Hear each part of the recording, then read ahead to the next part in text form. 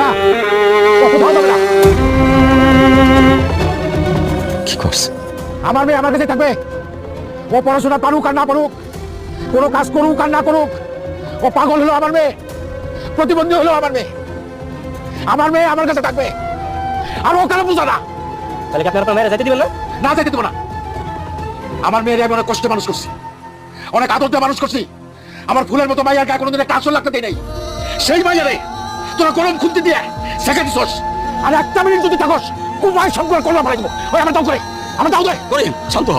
চল পিয়াস, এত বড় অপমানি দেশে মাইয়ার অভাব নাই। এই বাইরে তোরা শুনছস কি কইছে?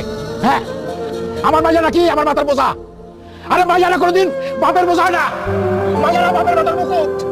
ছোট লোকের বাচ্চা